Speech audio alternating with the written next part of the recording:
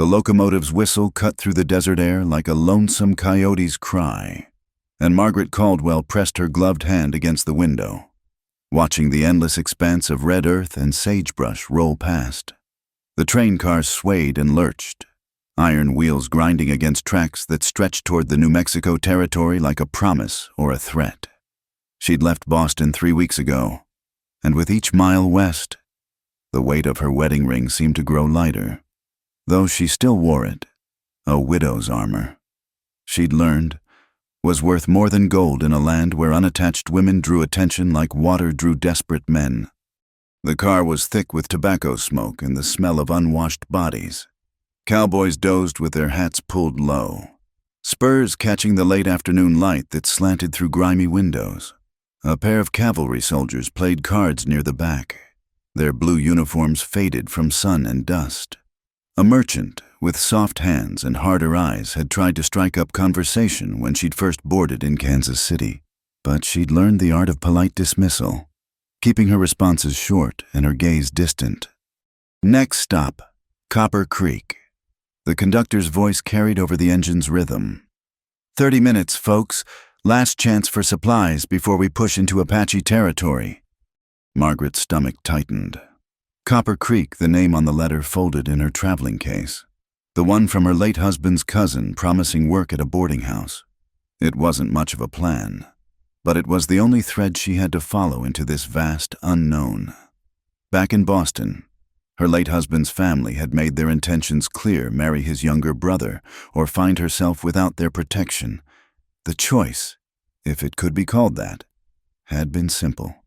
She'd sold what jewelry Richard had given her, bought a ticket west, and never looked back. The train began to slow, brakes screaming against the wheels. Through the window, she could see the town emerging from the desert like a mirage, a collection of sun-bleached buildings huddled against the immensity of the landscape. False-fronted stores lined a main street that was more dust than road. Beyond the town, mountains rose purple and jagged against a sky so blue it hurt to look at. "Ma'am." The conductor paused beside her seat. His face was weathered as old leather, kind eyes set deep in a maze of wrinkles. "This your stop?" "Yes." The word came out steadier than she felt. "You got folks meeting you?" "I have arrangements," she said, which was true enough, though the boarding house owner's promise of employment was months old now.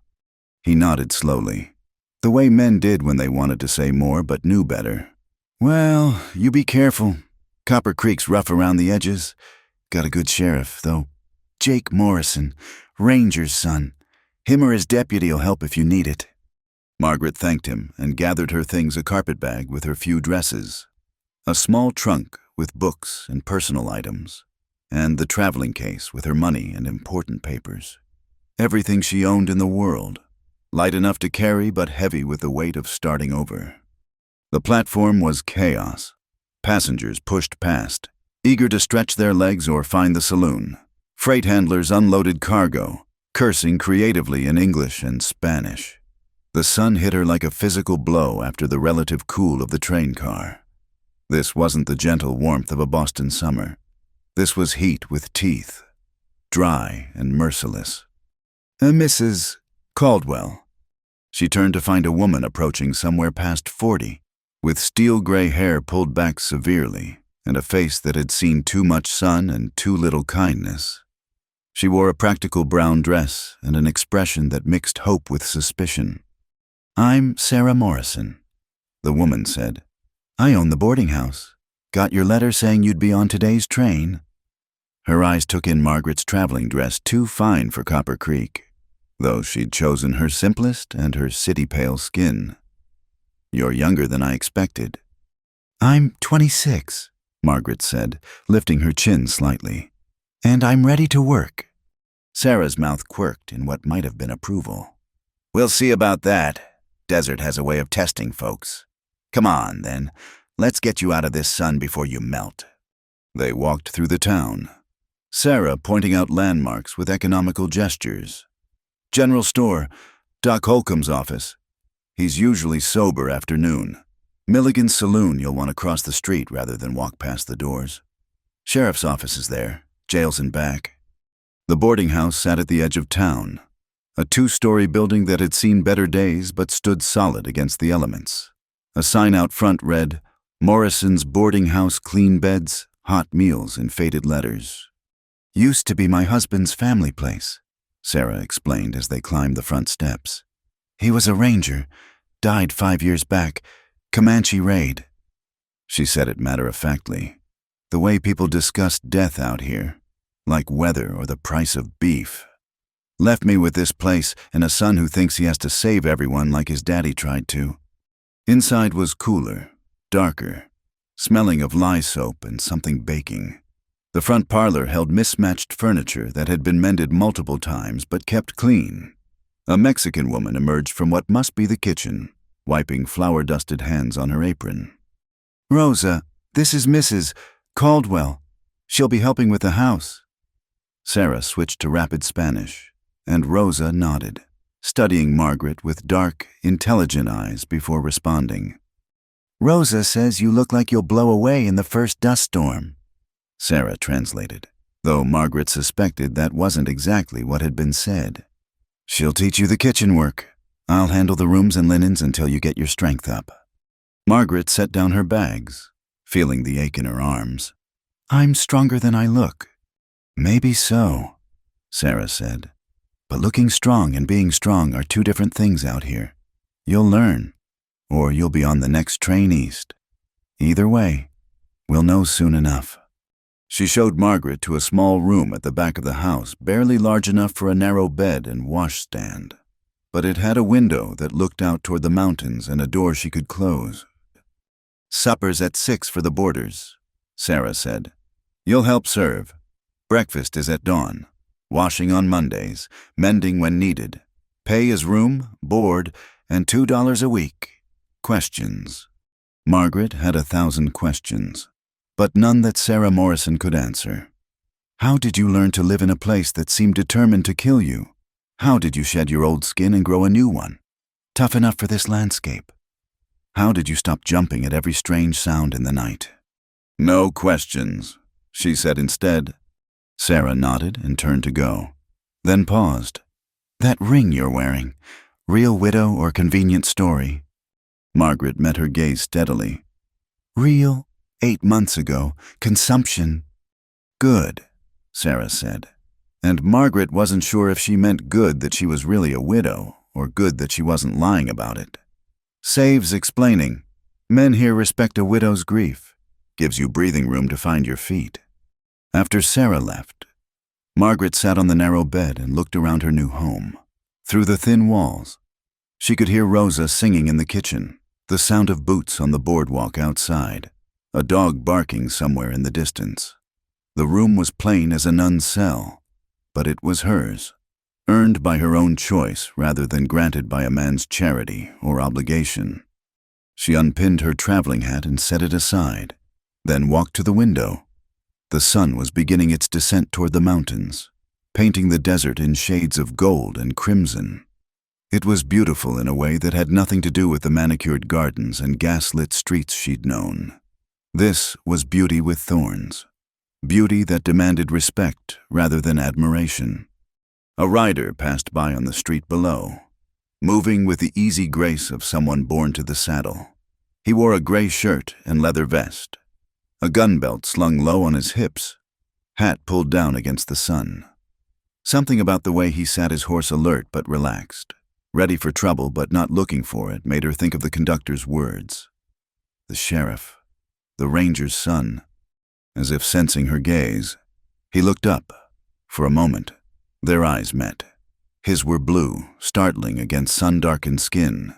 He touched the brim of his hat in acknowledgement, a gesture that managed to be polite without being familiar, then rode on. Margaret stepped back from the window, heat in her cheeks that had nothing to do with the desert sun. She'd come west to escape the expectations of men, not to notice them. But something about that brief exchange, the direct gaze, the simple courtesy that asked nothing in return, reminded her that not all cages were built the same way. The dinner bell rang, calling her to her new duties. Margaret smoothed her skirts, pinned her hair more securely, and prepared to meet her new life, whatever lay ahead in this harsh land, whatever tests the desert had in store. She would meet them on her own terms. She'd left the safety of the known world behind. Now, all that remained was to discover what kind of woman she would become in its absence. 2 weeks had passed since Margaret stepped off the train, and her hands bore the proof of her new life, red and raw from lye soap, marked with small burns from the kitchen stove. She'd learned to wake before dawn, to move through her duties with an efficiency that surprised even Sarah. The boarding house ran like clockwork: breakfast at sunrise, rooms cleaned by noon, supper at 6. The work was hard but honest, and each night she fell into bed exhausted but oddly satisfied. It was a Saturday afternoon, the one time each week when Sarah gave her a few hours of freedom. Margaret had ventured to the general store for personal supplies, still learning to navigate the town's unwritten rules, which merchants would deal fairly with a woman alone, which streets to avoid after dark, how to walk with purpose that discouraged unwanted attention. She was examining bolts of practical fabric, thinking of making herself a work dress more suited to the climate, when trouble walked through the door.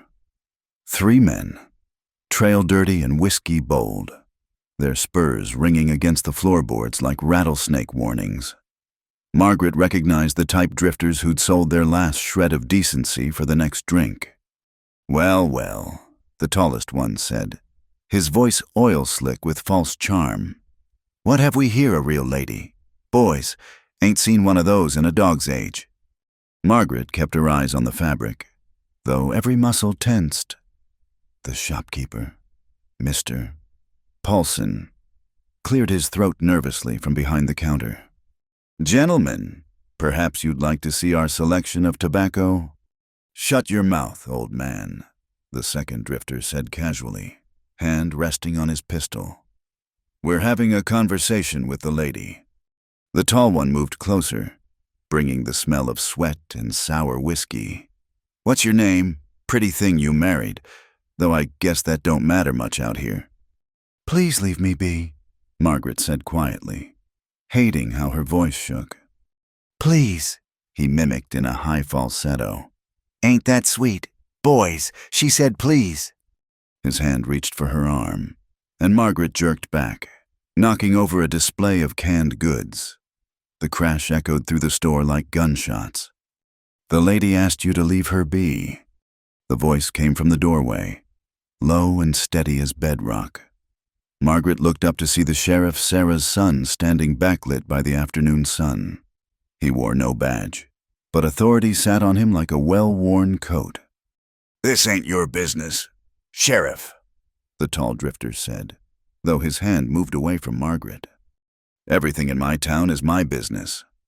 Jake Morrison stepped into the store, and Margaret got her first real look at him, tall and lean, with his mother's sharp cheekbones and his father's warrior bearing.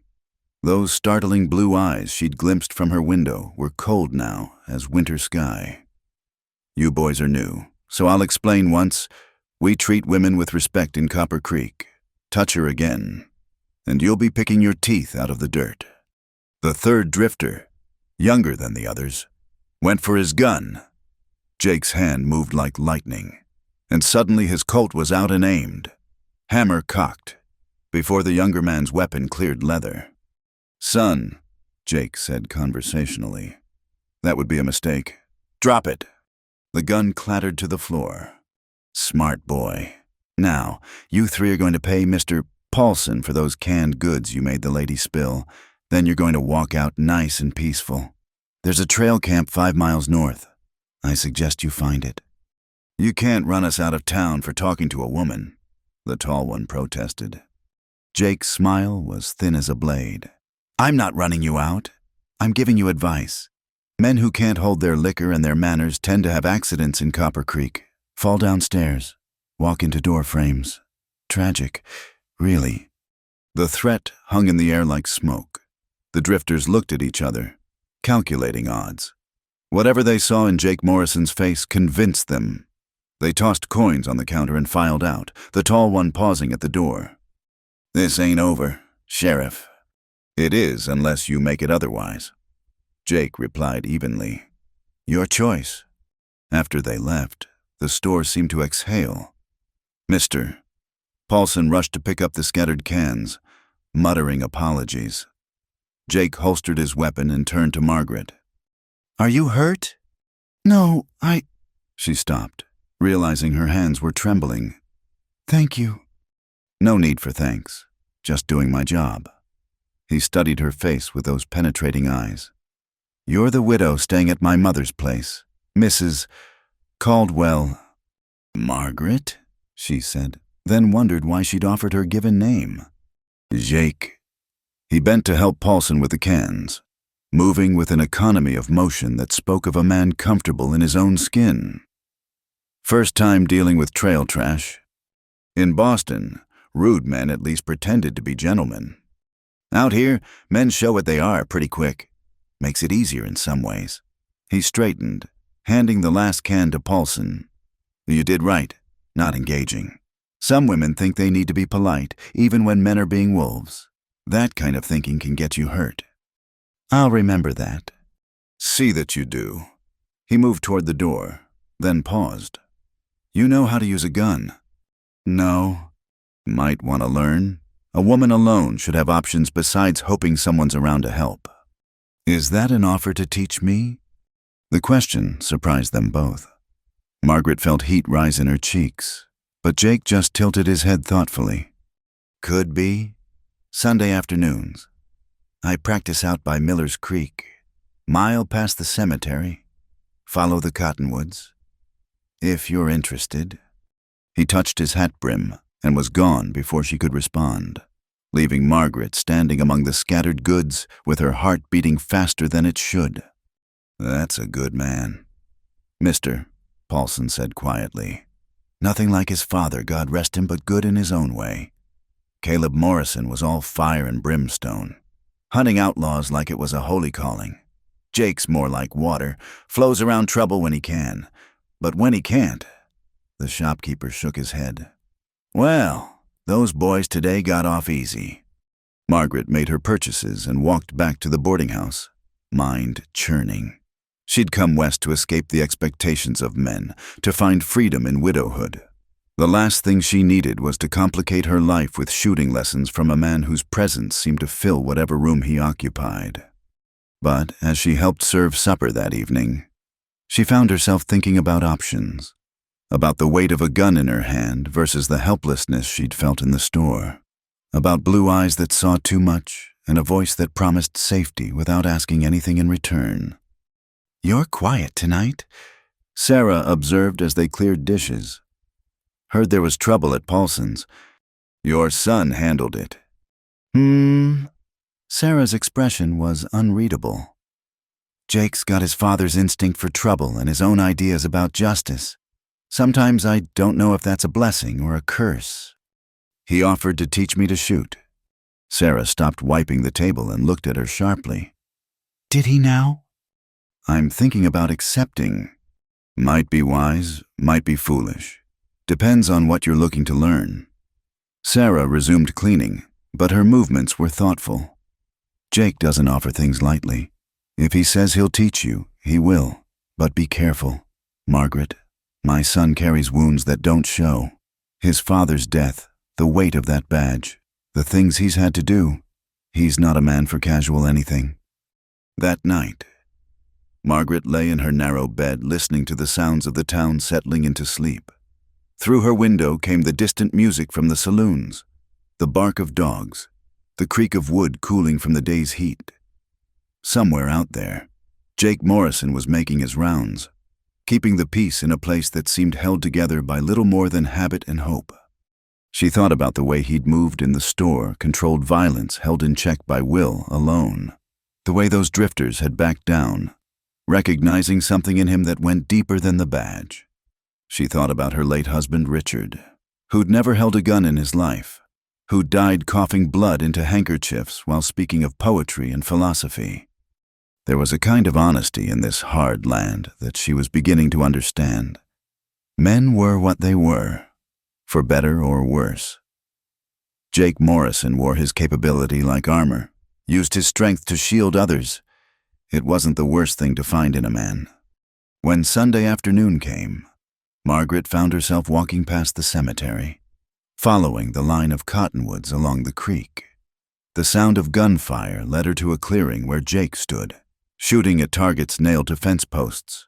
He made it look easy, drawing and firing in one smooth motion, each shot finding its mark.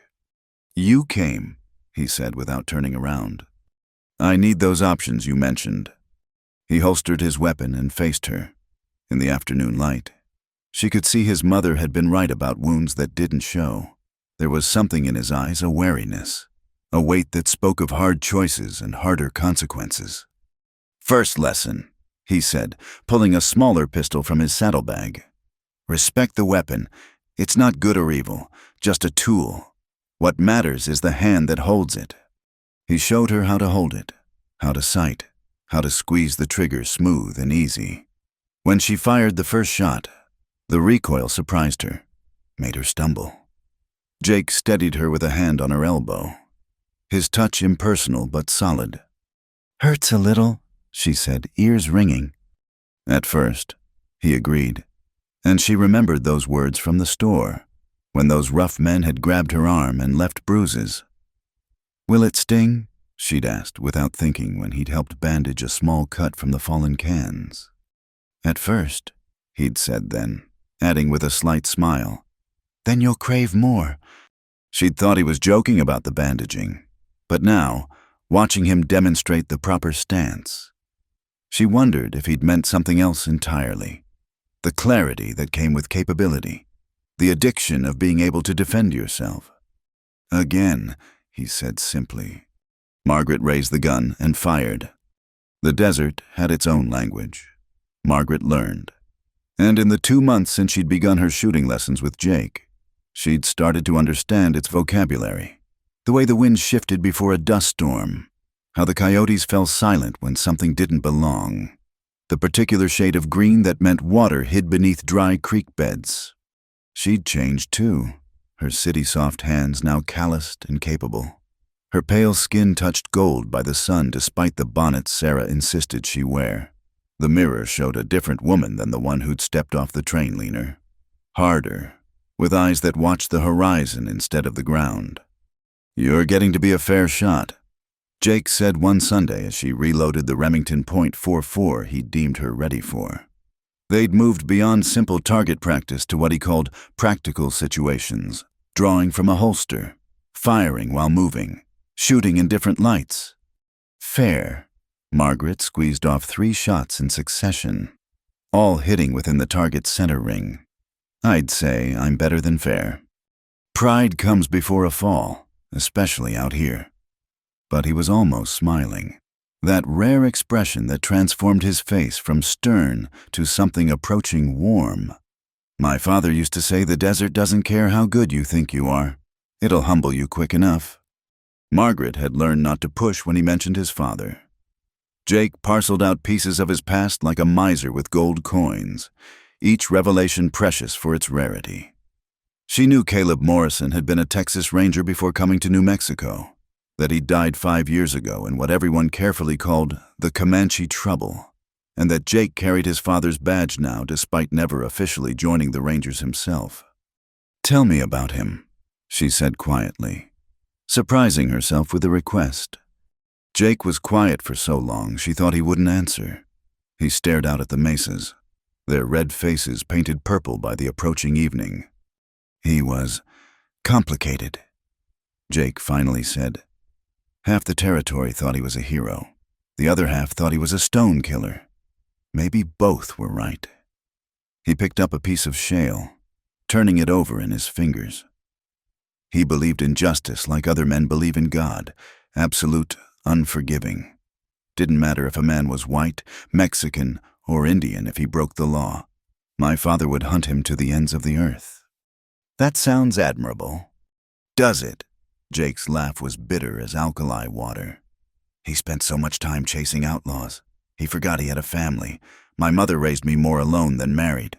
And when the Comanche War Party started hitting settlements, his obsession with justice got—" He stopped, jaw tightening. Margaret waited, having learned that silence could be its own form of encouragement. There was a Comanche band, mostly women and children, camped at Willow Springs. Some hotheads in town said they were scouts for the war parties. No proof, just fear and whiskey talk. My father rode out to investigate. I went with him. Jake hurled the shale into the creek with sudden violence. Someone had gotten there first. Vigilantes. The whole camp was gone. My father went mad. Spent 3 days tracking the men who did it. When he found them, he killed them. Every last one. 7 men. Some of them had families. Businesses in town. Didn't matter. They'd broken the law. Murdered innocents. So he executed them. Jake's voice was flat as the desert floor. On the ride back, Comanche warriors hit us. My father took 3 arrows. Lived long enough to tell me where he'd buried the vigilantes. Make me promise to mark their graves. Said even killers deserved that much. The silence stretched between them, filled with the sound of cicadas and the distant cry of a hawk. "Do you think he was wrong?" Margaret asked. "I think he was so busy being righteous, he forgot to be human." Jake turned to face her, and she saw the weight he carried more clearly than ever before. "That's why I do things different. Law's important, but so is mercy. Understanding. Sometimes the best justice is giving a man a second chance. Like those drifters in the store. They left town, didn't they?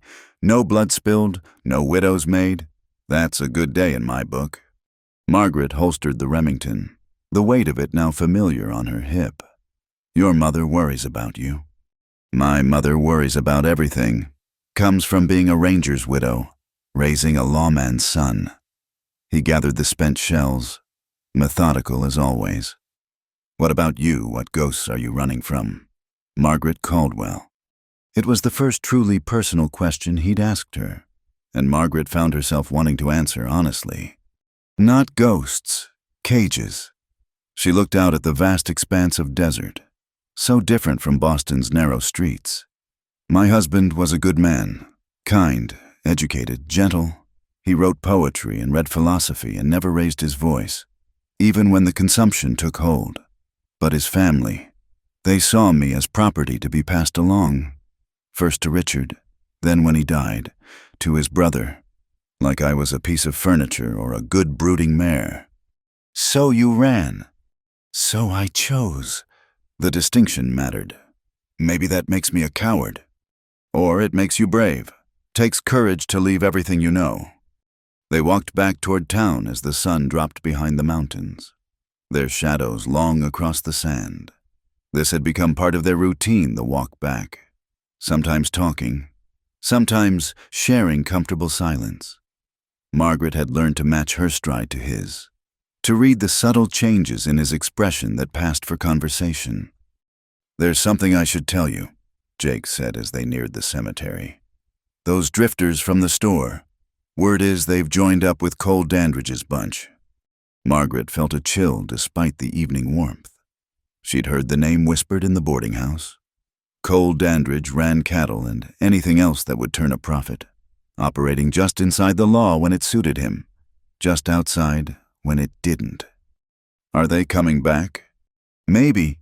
Dandridge has been pushing boundaries lately, testing me, seeing how far he can go." Jake's hand rested casual-like on his gun butt, but Margaret had learned to read the tension in his shoulders.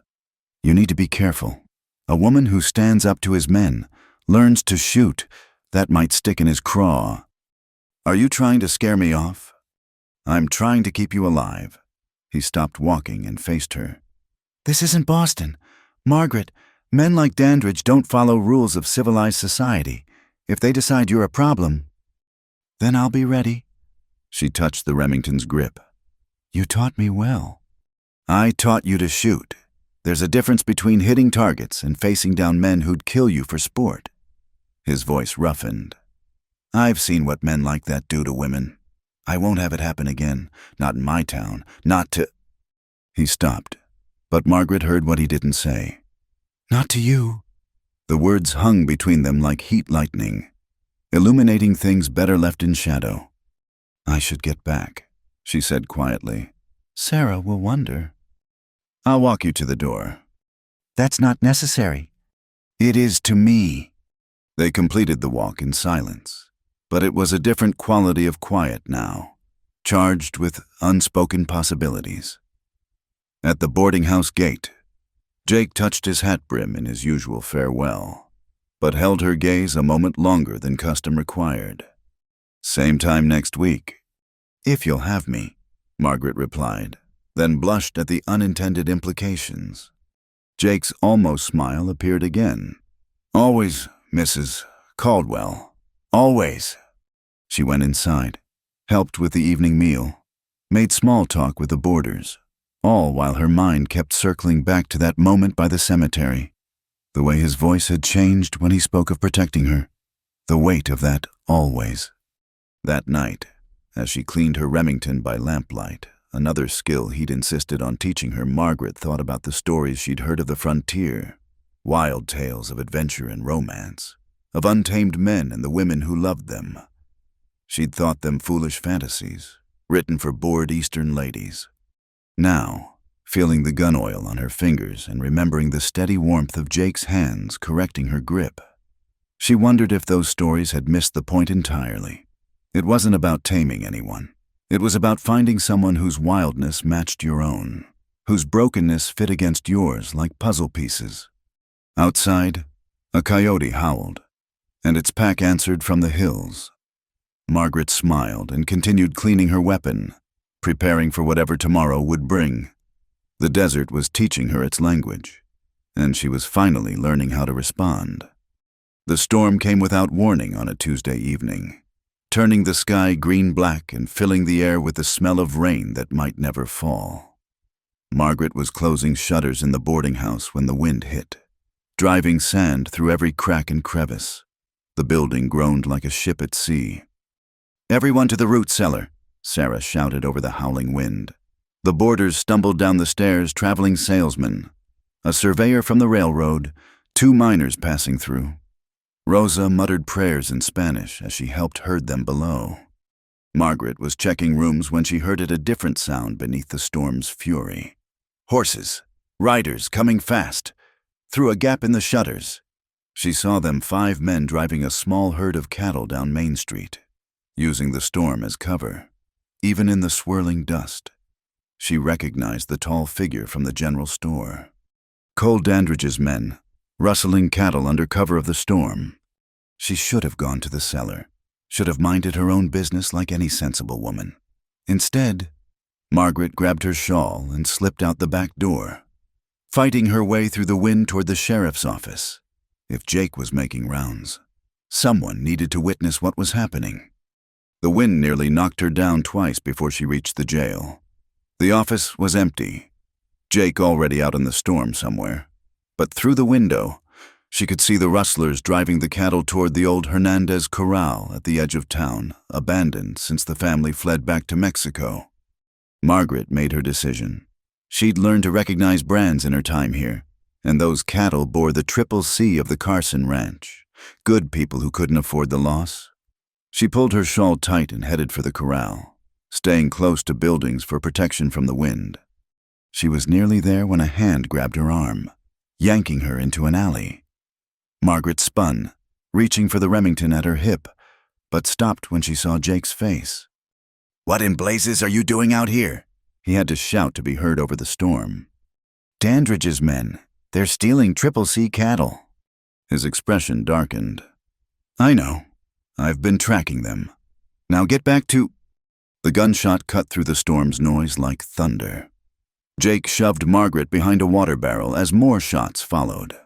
The rustlers had spotted them. "Stay down." Jake drew his Colt, returning fire. Margaret pressed against the rough wood, heart hammering. This wasn't target practice at the creek. This was men trying to kill them. She heard Jake curse as a bullet splintered wood inches from his head. "Can you make it to the feed store?" he asked. "Better cover there." "What about you?" "I'll be right behind you. Go." Margaret ran, skirts whipping in the wind, sand stinging her face. She'd almost reached the store when she heard Jake grunt in pain. Turning, She saw him stumble, hand pressed to his side. "Jake, keep going." But she was already running back, getting under his arm to support his weight. Together they stumbled into the feed store as bullets sparked off the door frame. Jake kicked the door shut and shoved a grain barrel against it. "Let me see," Margaret demanded, pulling his hand away.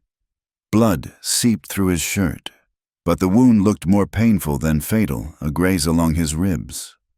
"I've had worse," he said through gritted teeth. "That's not reassuring." She tore strips from her petticoat, pressing them against the wound. "How many are out there?" "5, maybe 6. Jake reloaded his Colt with steady hands despite the pain.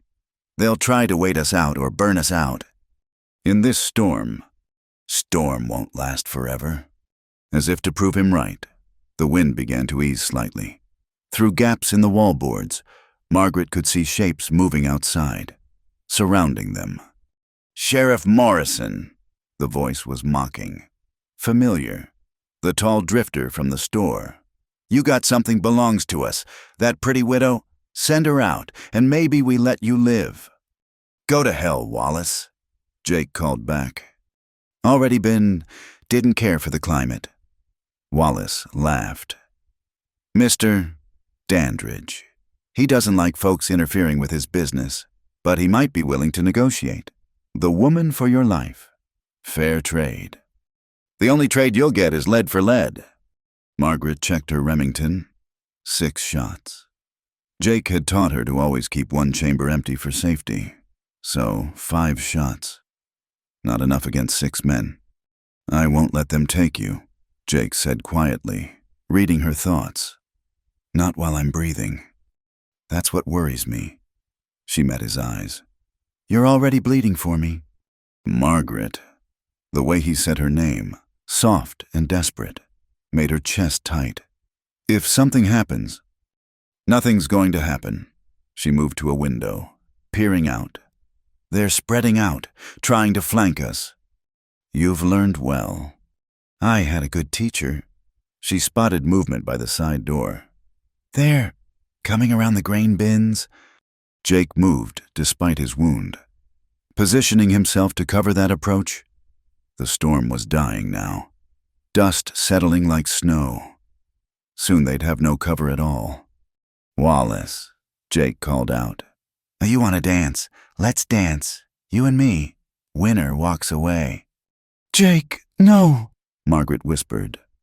"Tempting offer, Sheriff, but I think we'll stick to the original plan." Wallace's voice came from directly outside now. "Boys, burn it down." The smell of kerosene cut through the storm scent. Margaret heard liquid splashing against the walls. Jake pulled her toward the back of the store, looking for another exit. But they'd thought of that too. A man with a torch waited outside the rear door. "I'm sorry," Jake said. "I should have kept you safe." "I'm not sorry." The words came out fierce. "Whatever happens, I chose to be here." He looked at her then, really looked at her, and Margaret saw everything he'd never said written in those blue eyes. "Margaret, The front door exploded inward. Wallace stood there, gun drawn, 2 men flanking him. "Time's up. Sheriff, drop the iron." Jake stepped in front of Margaret, shielding her. "Let her go. Wallace, your fight's with me." Was, until she put ideas in her head about being more than decoration. Wallace's eyes glittered with malice. "Mr. Dandridge doesn't like women who forget their place. Needs to make an example." Margaret felt the Remington's weight at her hip. 5 shots, 3 men in front, at least 2 more outside. Jake was right, the math didn't work, but maybe... "I'll come with you," she said, stepping out from behind Jake. "Margaret, no." "It's all right." She moved slowly, hands visible. Wallace grinned, lowering his gun slightly. "Now that's more like it. See, sheriff women understand." Margaret drew and fired in one motion, just as Jake had taught her. Wallace's expression shifted from smug to surprised as the bullet took him center chest. She was already moving. diving behind the grain bins as his companions opened fire. Jake's Colt roared, dropping one of the gunmen. The other ducked back outside. Margaret heard shouts, running feet. The men outside were coming. The roof, Jake pointed to a ladder leading to the loft. Go. They climbed, Jake struggling with his wound. The loft had a loading door that opened onto the alley. As they reached it, flames began licking at the walls below. The kerosene was doing its work. Jump, Jake said. I'll cover you. Together or not at all. He looked like he wanted to argue, but footsteps on the ladder decided it. They jumped together, landing hard in the alley. Jake grunted in pain, fresh blood seeping through the makeshift bandage. More gunshots, but these came from Main Street. Different guns. Margaret heard Deputy Tom Chen's voice shouting orders, then Sarah Morrison's rifle speaking its piece. The town had awakened to the fight. The remaining rustlers scattered like quail, caught between Jake and Margaret in the alley and the aroused townspeople beyond. One tried to rush past them.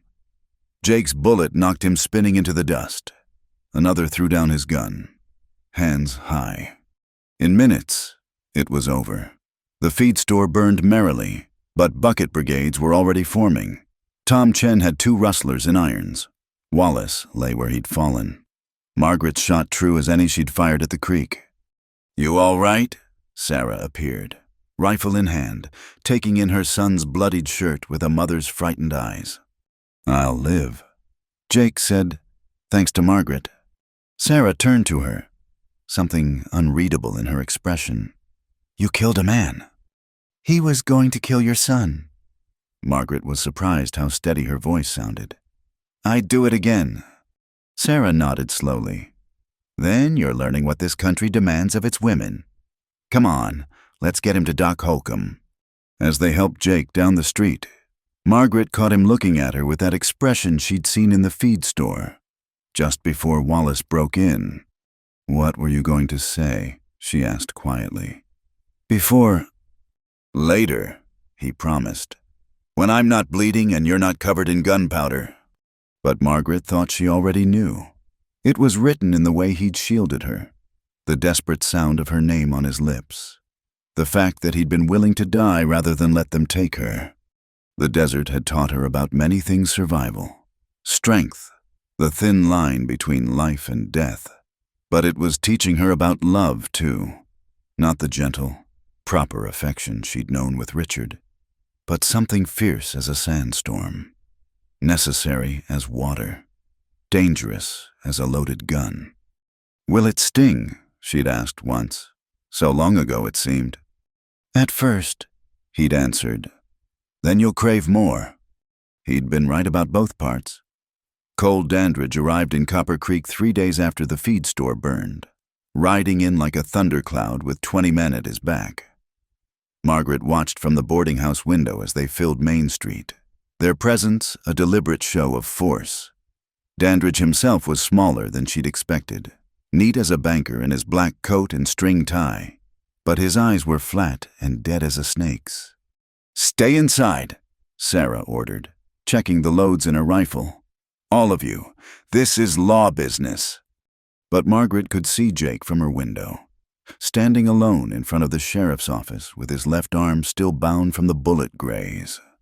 Tom Chen was nowhere to be seen, likely sent on some errand to keep him clear of what was coming. The townspeople had melted away like morning dew, doors bolted and curtains drawn. 20 against 1, Rosa whispered beside her. This is murder. Margaret's hand found the Remington at her hip.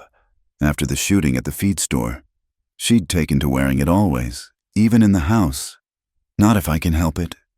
She was at the door before Sarah could stop her, stepping onto the porch as Dandridge dismounted with theatrical care. Sheriff Morrison. Dandridge's voice carried clearly in the still morning air. I believe you have 2 of my employees in your jail. I have 2 rustlers and attempted murderers, Jake replied evenly. They'll stand trial next week when the circuit judge arrives. Boys will be boys. Sheriff, no real harm done. I'll pay damages to the feed store owner.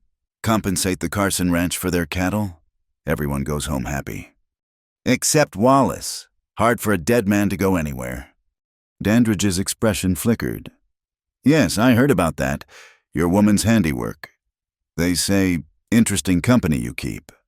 The lady defended herself against men who meant her harm. That's legal in any court. Perhaps, but courts can be unpredictable. Dandridge gestured to his men. I'd hate to see this town torn apart over a misunderstanding. Release my boys, and we'll call it square. No. The word hung in the air like a challenge. Margaret saw hands drift toward gun butts, felt the tension ratchet up another notch. She stepped off the porch, walking steadily toward Jake's position. Margaret, get back inside, Jake said without taking his eyes off Dandridge. No. She took her place beside him, facing down 20 armed men with her chin high. Mr. Dandridge, I'm the one who shot Wallace. If you have issue with that, take it up with me. Dandridge studied her with those reptilian eyes. Mrs. Caldwell, isn't it the Boston widow who thinks she's a frontier woman now? I'm a woman who won't be threatened or manhandled by anyone's boys, as you call them. Brave words. Dandridge smiled thinly. Tell me, what would your fine Boston society think of you now, standing in the street like a common Choose your next word, very carefully. Jake's voice had gone deadly quiet, and Margaret saw his hand shift slightly toward his gun. Dandridge's smile widened. My, the stalwart sheriff has a weakness after all. He looked between them with mock surprise. Don't tell me you've developed feelings for your student, Morrison. How compromising. More townspeople had appeared now, drawn by the confrontation. Doc Holcomb stood in his doorway. The Carson brothers watched from the general store. Even some of the saloon girls peered from second-story windows. What happens between Jake and me is no concern of yours, Margaret said clearly, knowing her words would echo through town like wildfire. Everything in this territory concerns me, Mrs. Caldwell. I own half the land, employ half the men, cross me, and you'll find how small this big country can become. He turned back to Jake. Last chance. Sheriff, release my men.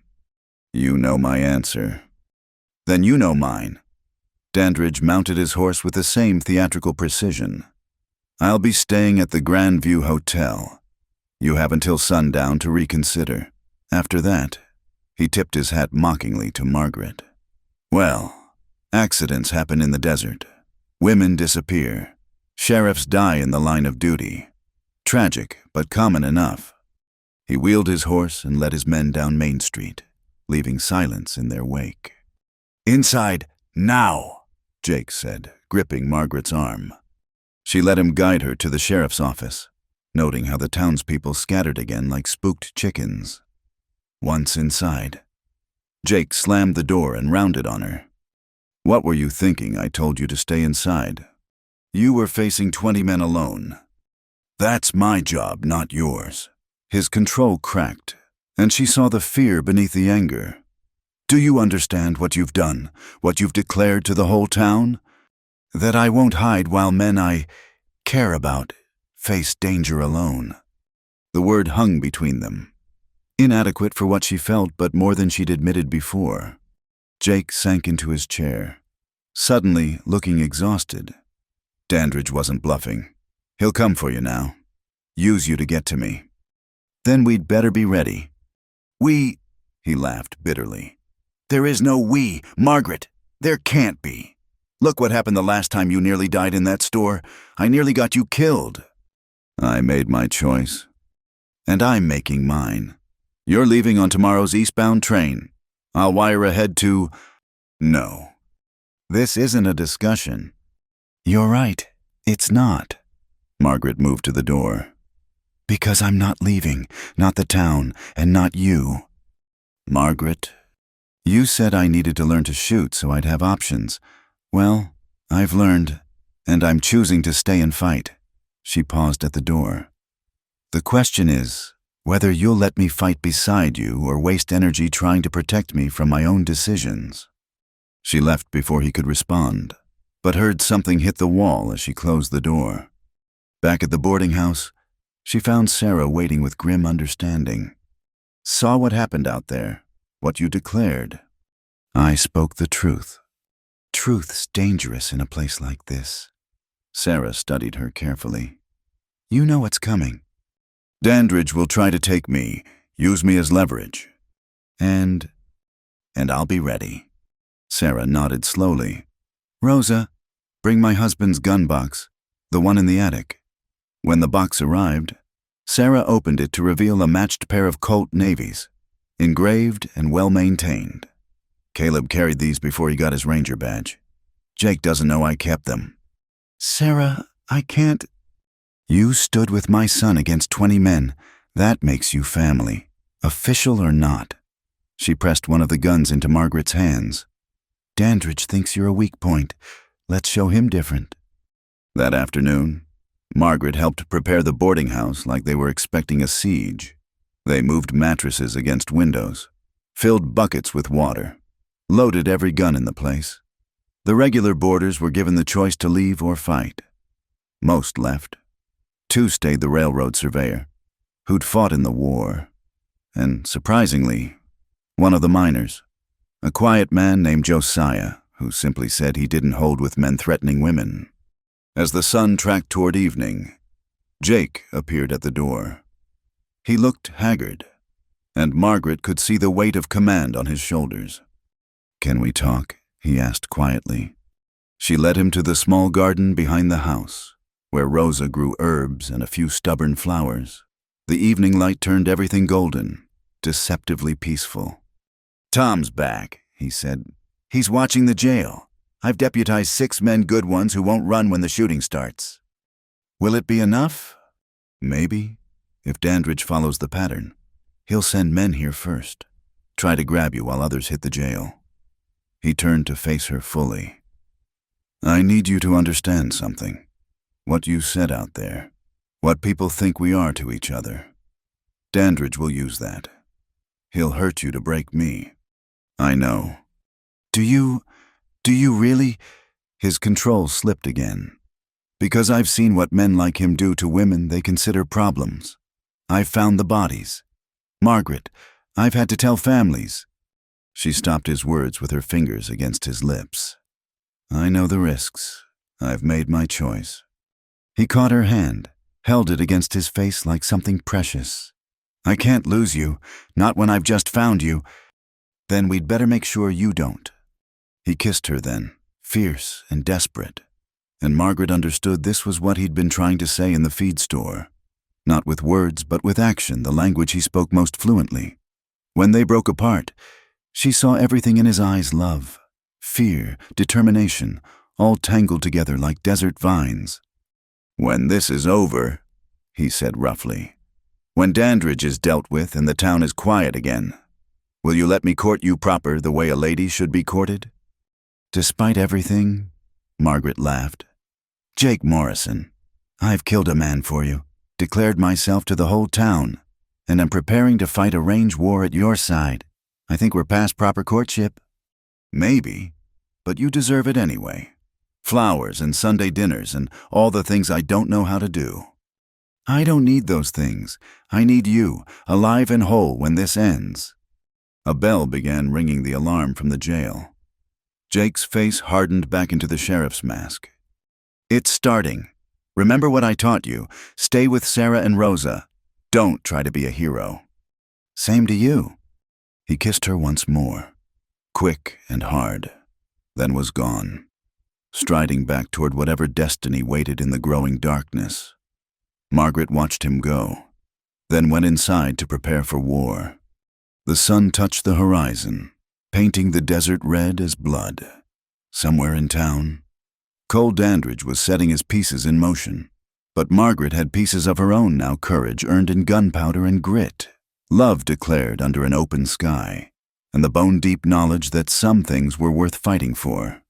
She checked both pistols, said a prayer to whatever God watched over frontier women and the men fool enough to love them, and waited for the storm to break. The attack came at midnight, but not as expected. Instead of gunfire, Margaret woke to Rosa shaking her shoulder, eyes wide with urgency. "Senora, come quick, the sheriff." Margaret was out of bed and pulling on her wrapper before Rosa could finish.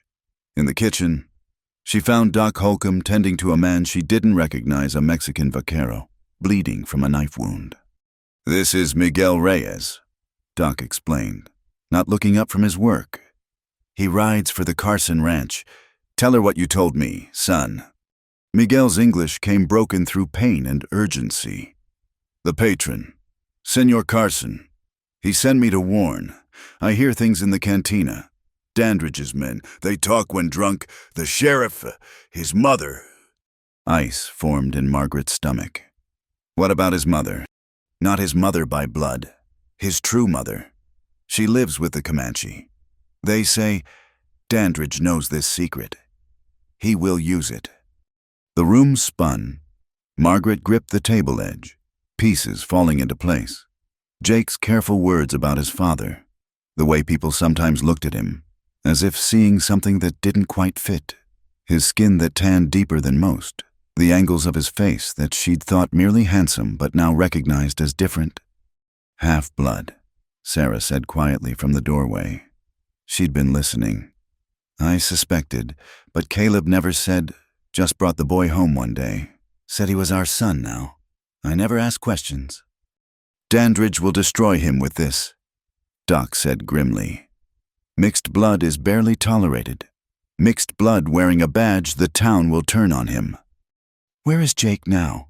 Margaret demanded. "At the jail still. Last I saw," Miguel managed. "But Dandridge's man, the one called Garrett, he rides to the Comanche camps tonight to bring proof, they said, or to bring her." Margaret's mind raced. The Comanche camps were a day's ride north, in the canyon country where the army didn't patrol. If Garrett brought back Jake's birth mother, or worse, harmed her to make a point, it would shatter Jake completely. "How many men went with Garrett?" she asked. 4, maybe 5. They left 2 hours ago." Margaret was already moving, heading for her room to dress. Sarah followed. "You can't be thinking of riding after them. Someone has to warn the camp, or stop Garrett." "Girl, you've been riding for 3 months. The canyon country would kill you even without armed men hunting through it." "Then I'll need a guide." Margaret pulled on her riding skirt, the one she'd had made for her lessons with Jake. "Miguel can barely sit a horse with that wound," Doc called from the kitchen. Margaret strapped on both gun belts, the Remington and one of Caleb's navies. "Then I'll find another way." "Wait." Sarah grabbed her arm. "There's someone, but Jake won't like it." 10 minutes later, Margaret stood in the small house behind the blacksmith's shop, facing a man who could have been Jake's brother. Tom Chen sat between them, translating, though the man Samuel Whitehorse clearly understood English perfectly. "She wants to ride to the Bitter Creek camps," Tom explained in Comanche, then English for Margaret's benefit, "to warn them about Garrett." Samuel studied Margaret with eyes that held Jake's intensity but darker depths. Finally, he spoke in accented but clear English. "You are the woman who killed for him, who stood in the street." "Yes. Why do you care about Comanche camps?" Margaret met his gaze steadily. "Because Jake does, whether he admits it or not. Because his mother doesn't deserve to be used as a weapon against him. Because it's right." Samuel stood abruptly. "I know shortcuts. Garrett won't. We can beat them there, but only if we ride hard. Can you do this, city woman?" "I can do whatever needs doing." "We'll see." He switched to rapid Comanche with Tom, then back to English. "Get your horse, bring water, ammunition, leave the pretty clothes behind." 20 minutes later, they rode out the back ways of town, avoiding the main streets where Dandridge's men watched. Samuel set a brutal pace, and Margaret gritted her teeth against the pain of hours in the saddle. The moon lit their way through landscape that seemed alien as another world: twisted rocks, narrow canyons, paths that appeared and disappeared like smoke. "You ride better than expected," Samuel said during their first rest, watching her tend her horse despite exhausted muscles. "Jake taught me." "He taught you to shoot too, to fight." Samuel's expression was unreadable in the moonlight. "He's never done that before. Never let anyone close enough." "You know him well." "I should. We share blood, though he's never acknowledged it." At Margaret's startled look, Samuel almost smiled. "His mother is my father's sister. That makes us cousins, in your reckoning." "Does Jake know?" "He knows, but knowing and accepting are different things. He thinks denying half his blood will make life easier. Maybe he's right." Samuel's voice held old pain. "Your people don't much like mixed bloods." "They're not my people anymore." The words came out fiercer than intended. "I left my people behind in Boston and came west to find new ones. It doesn't work that way. Blood is blood. Family is choice as much as blood. Sarah Morrison raised Jake. That makes her his mother in every way that matters." Samuel was quiet for a long moment. "You might survive out here after all." They rode on, pushing through exhaustion as the sky began to lighten. Margaret's world narrowed to the rhythm of hoofbeats, the ache in her legs, the weight of guns at her hips. When Samuel suddenly held up a hand for silence, she was almost grateful for the pause. "Smoke," he said quietly. "Cook fires. The camp is close, but—" He dismounted, studying tracks in the dust. "Garrett passed this way maybe an hour ago." They proceeded on foot, leading the horses. The canyon opened into a wider valley where teepees stood like pale fingers against the dawn sky. But something was wrong. No dogs barked. No children played despite the early hour. "They know," Samuel whispered. "They're ready." A gunshot cracked the morning air, followed by shouting. Margaret and Samuel ran toward the sound, finding chaos. Garrett and his men were in the camp center, guns drawn. An older woman stood facing them, back straight despite her years, speaking in rapid Comanche, even not understanding the words. Margaret heard the defiance. "That's her," Samuel breathed. "Ayanna, Jake's mother." Garrett backhanded the woman, sending her to the ground. "English, squaw. Tell us where the breeds are hiding." Margaret didn't remember drawing her gun, but suddenly it was in her hand and she was striding into the camp. "Step away from her." Garrett spun, shock crossing his face. Well, the sheriff's whore. This is even better than—" Margaret shot him in the shoulder, spinning him to the dirt. His men went for their guns, but Samuel was already moving, his rifle speaking twice. The remaining men dove for cover as Comanche warriors materialized from seemingly nowhere, surrounding them. "Drop your weapons," Margaret kept her gun trained on Garrett. "Now." They complied, faced with 20 drawn bows. Garrett clutched his shoulder, hatred burning in his eyes. "You think this changes anything? Whole territory will know what Morrison is by nightfall. No badge can survive that shame. The only shame here is yours." Margaret helped Ayanna to her feet. The woman studied her with eyes exactly like Jake's, then spoke in careful English. "You are the one my son teaches, the one who holds his heart." Yes. Good. He needs someone strong, someone who sees all of him, not just the parts he shows the world." Ayanna touched Margaret's face gently. "You have warrior spirit. That's good. He'll need that too."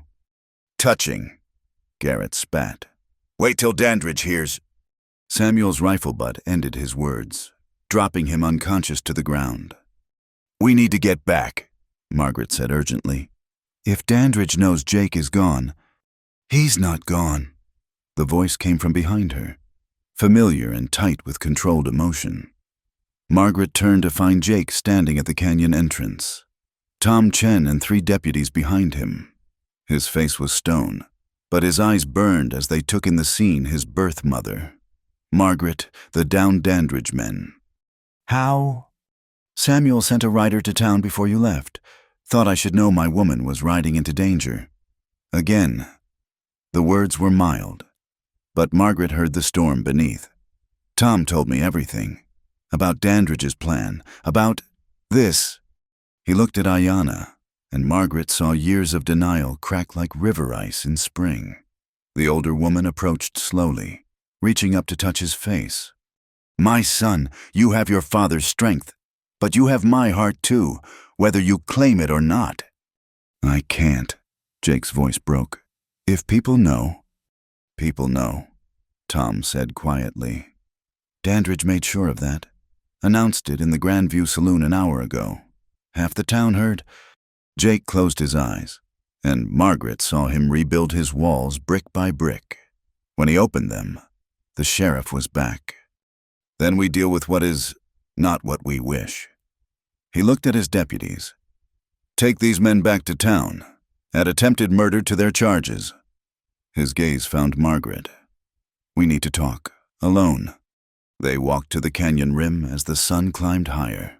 Below, the Comanche camp went about its morning routines, as if gunfights at dawn were ordinary occurrences.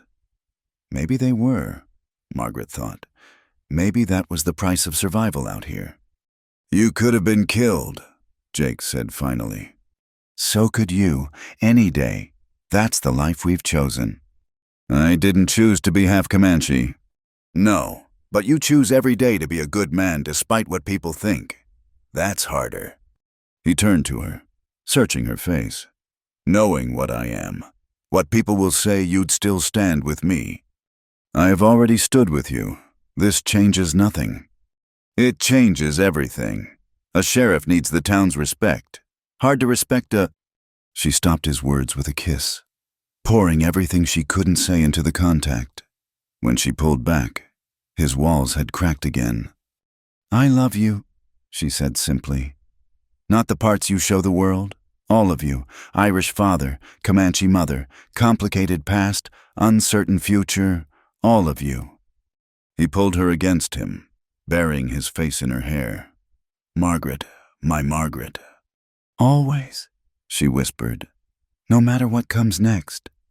They stood together as the sun rose fully, painting the canyon walls gold and red. Behind them, two worlds prepared to collide. Ahead, an uncertain future waited. But in that moment, holding each other on the edge of everything, they were simply two people who'd found something worth fighting for in a land that tested everything except the truth of what lay between them. The ride back to Copper Creek felt like riding into a storm. Jake led the group, his back rigid with the tension of a man preparing for war. Margaret rode beside him, while Tom Chen and the deputies brought up the rear with their prisoners. The morning sun climbed higher, promising another scorching day. As they crested the final ridge, the town spread below them like a disturbed anthill. People filled the streets despite the early hour, clustering in groups, their voices carrying on the desert wind. Margaret could see riders stationed at both ends of Main Street Dandridge's men, controlling access like an occupying army. They're not even pretending anymore, Tom observed quietly. Jake's jaw tightened. Dan's making his play. He thinks the town will turn on me now that they know. Will they? Margaret asked. We'll find out.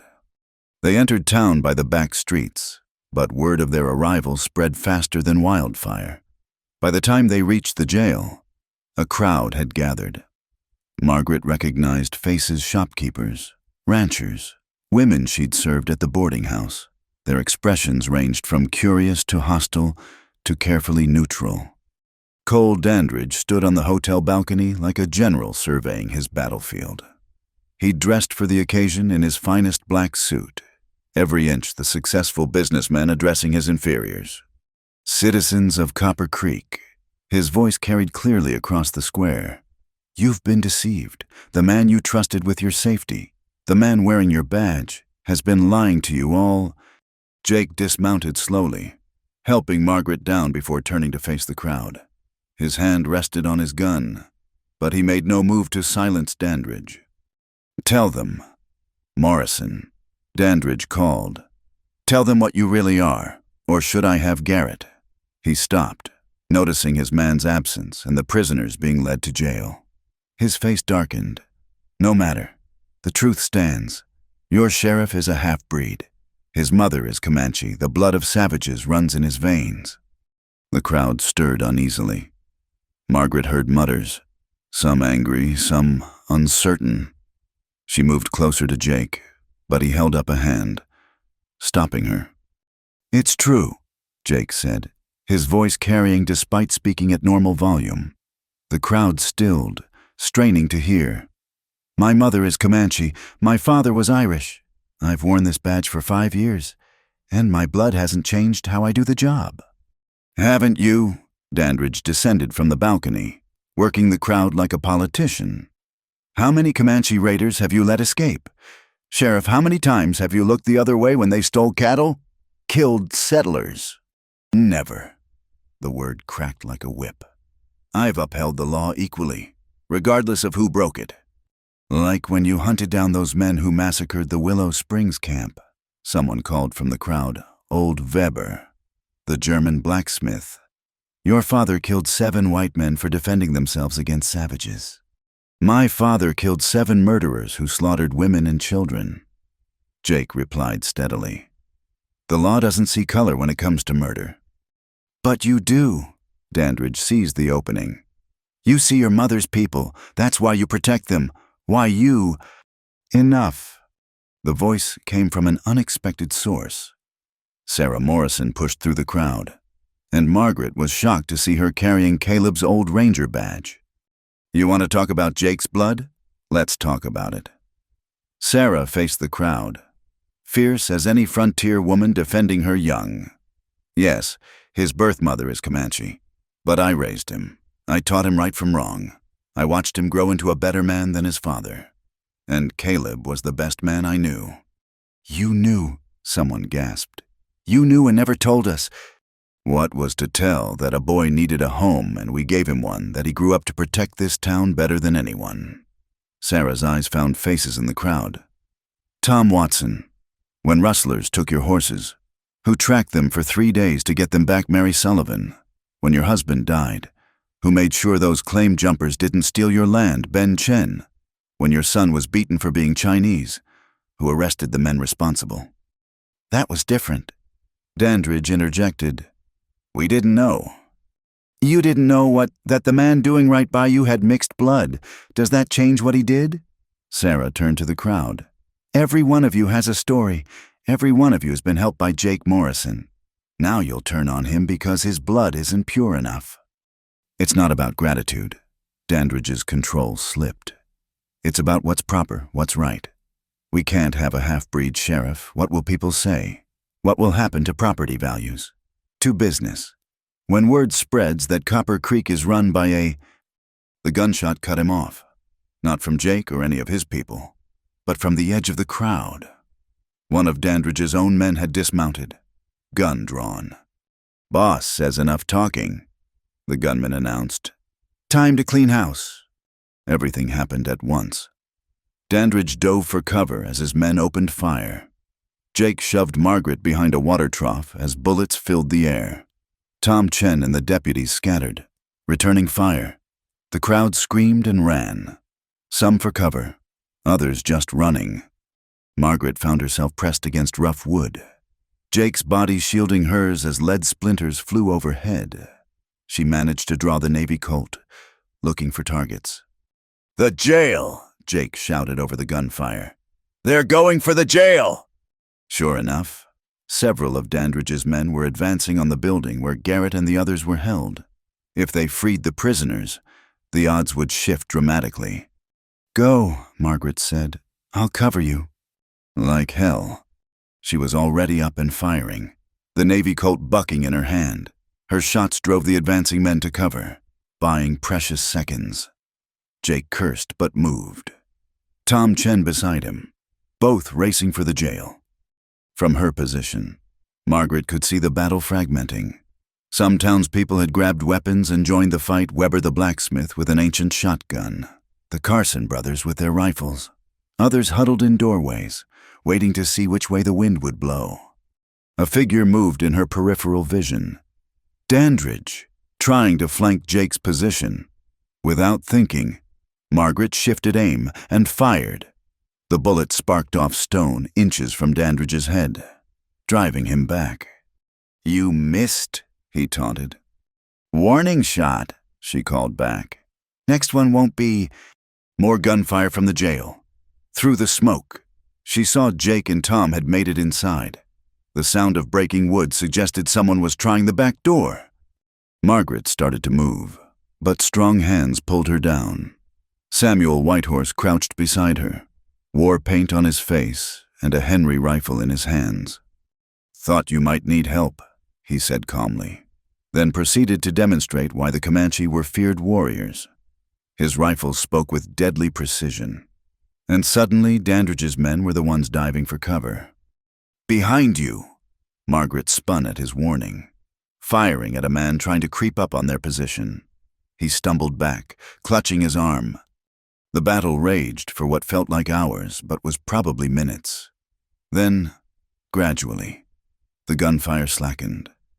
Dandridge's men, caught between the jail, the armed townspeople, and now Comanche warriors who'd followed Samuel, began to realize their position. "Dandridge!" Jake's voice rang out from the jail. "Your men are down or surrendering, it's over." "Nothing's over." Dandridge appeared on the hotel roof, rifle in hand, aimed directly at Jake. "If I can't have this town, neither can you. Breed!" Margaret moved without thinking. The Navy Colt came up smooth and steady, just as Jake had taught her. Time slowed. She saw Dandridge's finger tighten on the trigger, saw Jake turning, too late to dodge. She squeezed her own trigger, feeling the familiar buck of recoil. Dandridge's shot went wide as Margaret's bullet took him center mass. He staggered, rifle falling from nerveless fingers, then toppled from the roof to the street below. Silence fell like a curtain. Gunsmoke drifted in the morning air. Slowly, people emerged from cover, looking at the scattered bodies, the damaged buildings, the new reality of their town. Jake walked to where Margaret stood, the Navy Colt still in her hand. Gently, he eased the weapon from her grip. "It's done," he said quietly. "I killed him." The words came out flat, emotionless. She'd killed before, but this felt different, colder, more deliberate. "You saved my life. Again." Jake pulled her against him, and she felt the tremor in his arms. "When I saw him aim—" "I couldn't let him." She pressed her face against his chest, breathing in the scent of gunpowder and sweat and Jake. "Not you. Never you." Around them, the town began to stir. Doc Holcomb moved among the wounded. The undertaker appeared with his measuring tape, and the townspeople gathered again, looking at their sheriff and the woman in his arms. Old Weber cleared his throat. "Seems to me," he said loudly, "a man's blood matters less than his actions, and Sheriff Morrison's actions speak clear enough. Man saved my ranch more than once." One of the Carson brothers added, "Don't care if he's half Comanche, half Chinese, or half moon-touched. He's our sheriff." One by one, others voiced agreement. Not all some slipped away. Faces closed and bitter, but enough. More than enough. "Well then," Tom Chen said, grinning despite a graze on his cheek. "Guess that settles it. Though we're going to need a new hotel owner. And about a dozen less troublemakers," someone else added. Jake looked around at his town damaged but standing, bloodied but not broken. His gaze found his mother, Sarah, standing with Ayanna, two women from different worlds, united by love for the same son. "There'll be consequences," he said quietly to Margaret. "Some people will never accept what I am, what we are. Then they'll miss out on knowing two of the finest people in the territory," she replied. "Their loss?" He kissed her then, there in the street with the whole town watching, and Margaret heard whoops and applause mixed with a few disapproving mutters. When they broke apart, she saw Samuel watching from the shadows, something like approval in his eyes before he melted away. "So what happens now?" she asked. "Now," Jake looked around at the chaos that was Copper Creek on this morning after Truth. Now we bury the dead, tend the wounded, and rebuild, same as always out here. And us. His arms tightened around her. That's up to you, Margaret Caldwell. I'm a half-breed sheriff in a town that barely tolerates me. I've got more enemies than friends, a job that might kill me any day, and no prospects beyond this badge. Not much to offer a woman. You're offering yourself, she said simply. That's everything. As the sun climbed toward noon, casting short shadows in the dusty street, Margaret stood with Jake Morrison complicated, wounded, brave, and hers, and knew she'd found what she'd come west seeking. Not just freedom, but a place to stand and fight for what mattered. A place where love could bloom like desert flowers, beautiful and fierce and strong enough to survive any storm. The fight was won, but the war for acceptance would continue. She was ready for it. They were ready for it. Together. 6 months had passed since the morning Copper Creek chose its soul over its prejudices. The town bore scars from that day, bullet holes in the mercantile's facade, a new hotel rising where the Grandview once stood, and fresh graves in the cemetery's far corner where they'd buried Dandridge and his men. Margaret stood in the small house Jake had built on the edge of town, watching the sun paint the desert gold through her kitchen window. Her hands, once soft from Boston society, now bore the calluses of honest work and the thin white line of a scar from that final battle. On her left hand, alongside Richard's wedding band, moved to her right hand in remembrance, sat a simple silver ring Jake had fashioned himself from Mexican silver. You're up early? Jake's voice came from behind her, still rough with sleep. The bread won't bake itself. She leaned back into his embrace, feeling the solid warmth of him against her back. Besides, your mother's coming for Sunday dinner, both of them.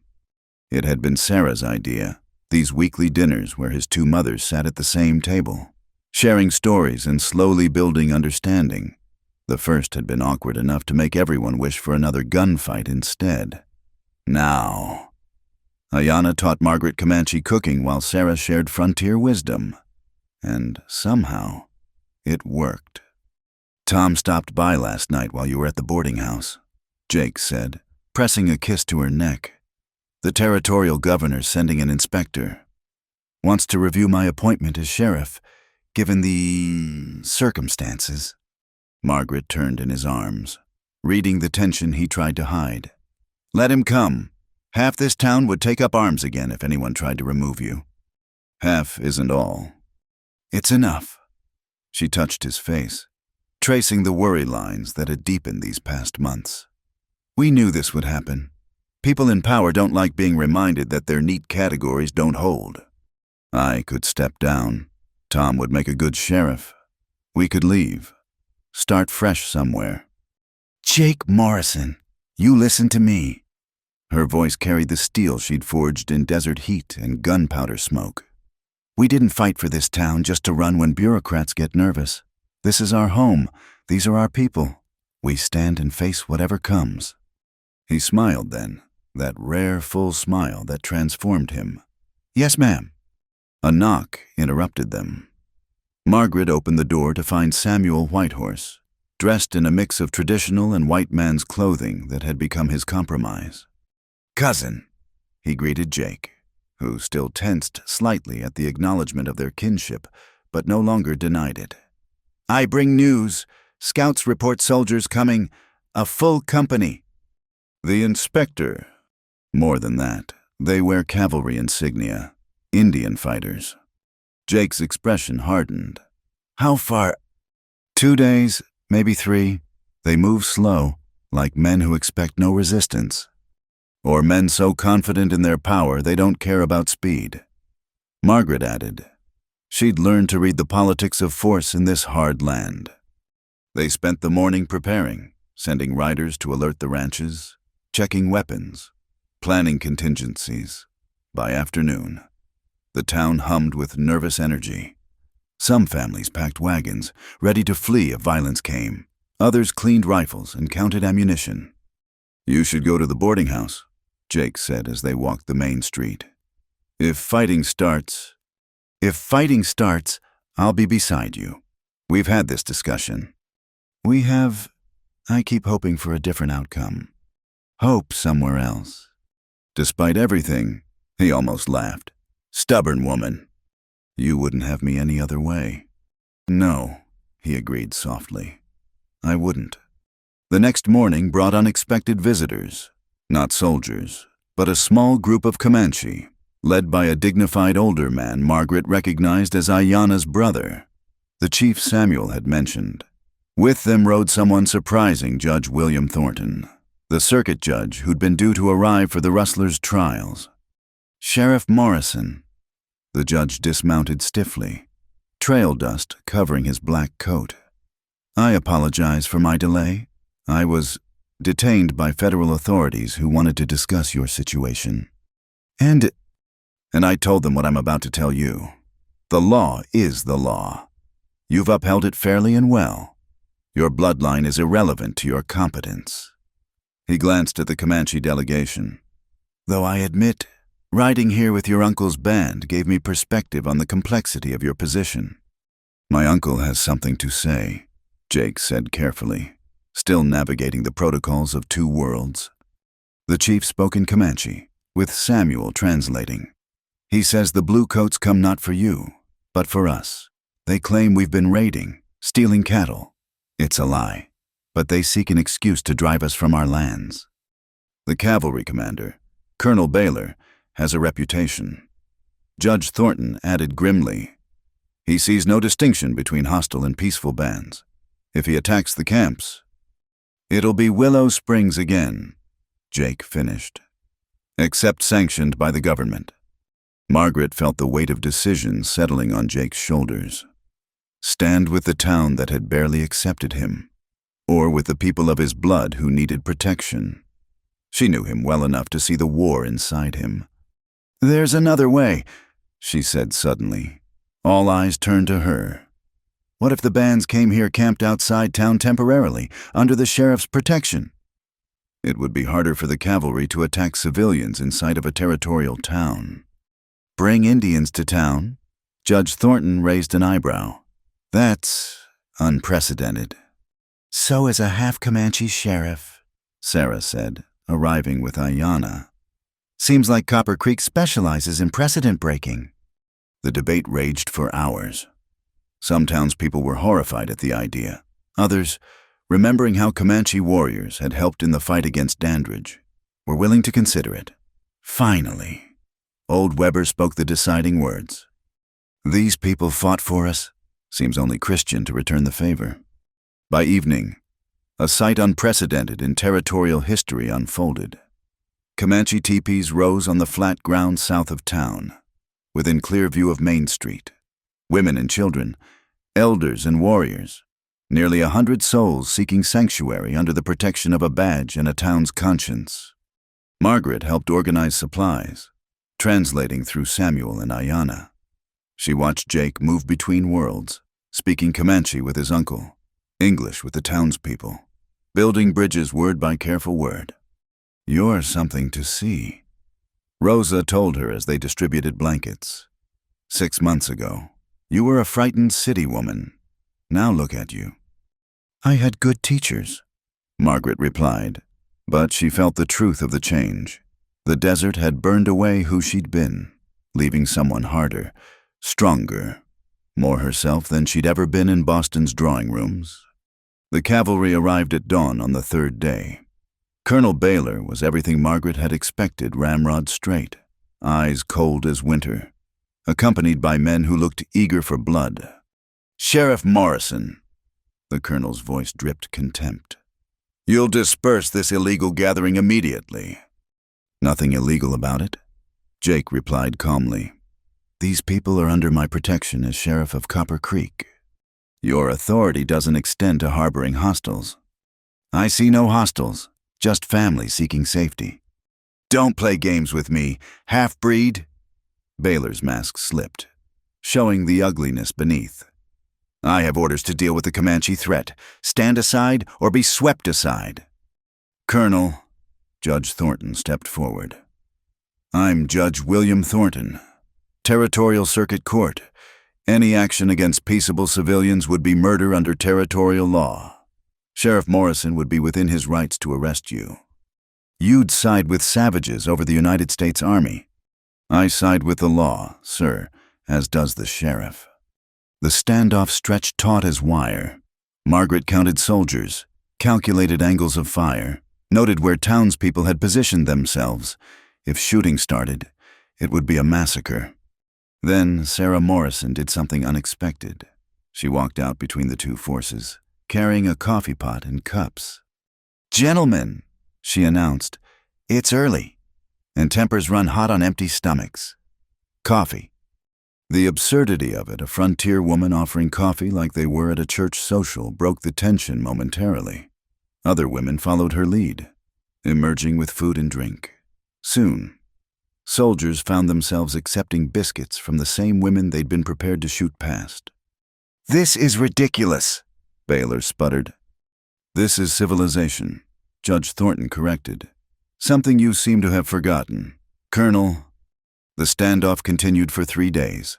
Soldiers camped north of town, Comanche south, with Copper Creek caught between. But something strange happened. Curious children from both sides met in the middle. A Comanche woman helped birth a town woman's baby. A cavalry private with a broken arm was tended by the same Comanche healer he'd been sent to fight. On the 4th morning, a telegram arrived that changed everything. Word of the standoff had reached Santa Fe, then Washington. The image of U.S. cavalry preparing to attack women and children in sight of a territorial town had caused an uproar. Baylor was recalled, his orders rescinded. As the cavalry prepared to leave, Baylor confronted Jake one last time. "This isn't over, Morrison. Your kind doesn't belong wearing a badge." "Maybe not," Jake replied. "But I'm here anyway, and I'll keep being here doing the job until someone better comes along."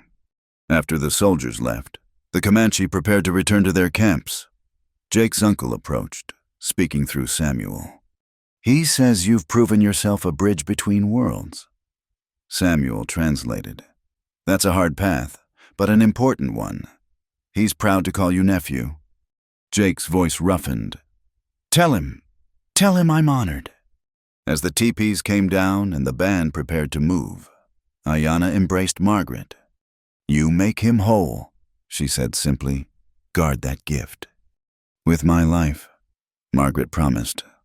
That evening, as Copper Creek settled back to normal, or what passed for normal, in a town that had just faced down the UIMS, Army Margaret and Jake sat on their porch watching the sunset.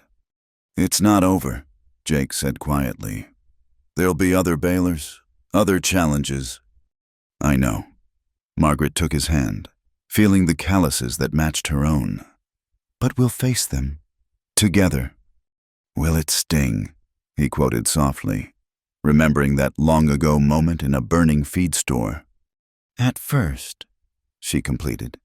"Then you'll crave more." "Were we talking about gunshots then, or this?" He gestured at their intertwined hands, their modest house, their complicated life. "Both. Neither. Does it matter?" "No," he agreed, pulling her close as the stars emerged in the vast desert sky. "It doesn't." Inside the house, bread cooled on the counter next to Comanche fry bread Ayanna had taught her to make. Jake's badge and gun hung by the door beside Margaret's Remington. Tomorrow would bring new challenges, new tests of their bond and their town's character. But tonight, they sat together on the porch of the home they'd built, in the town they'd fought for, living a love story written in gunpowder and grit, blood and choice. The desert wind carried the scent of sage and possibility, and Margaret knew that sometimes the most beautiful things grew in the harshest ground. She'd come west seeking freedom and found so much more love that didn't cage but strengthened. A community that challenged and changed her, and the knowledge that some wounds were worth the sting because what came after was worth any pain. In the distance, a coyote howled, and its pack answered. Margaret smiled and leaned into Jake's warmth. Home at last in a land that had tested everything except the truth of what they'd built together. The end came not with fanfare, but with quiet certainty. Two people who'd found each other across impossible odds, choosing to face whatever came next side by side. And in the wild heart of the frontier, what more could anyone ask for? Thank you so much for listening to this Wild West love story. I'd love to hear where you're enjoying this tale from, whether you're listening during your commute, relaxing at home, or perhaps even somewhere out in the wide open spaces that echo our frontier setting. Please subscribe to From Wild West channel and share your thoughts about Margaret and Jake's journey in the comments below. Did their story of love against all odds touch your heart? Let me know what you think.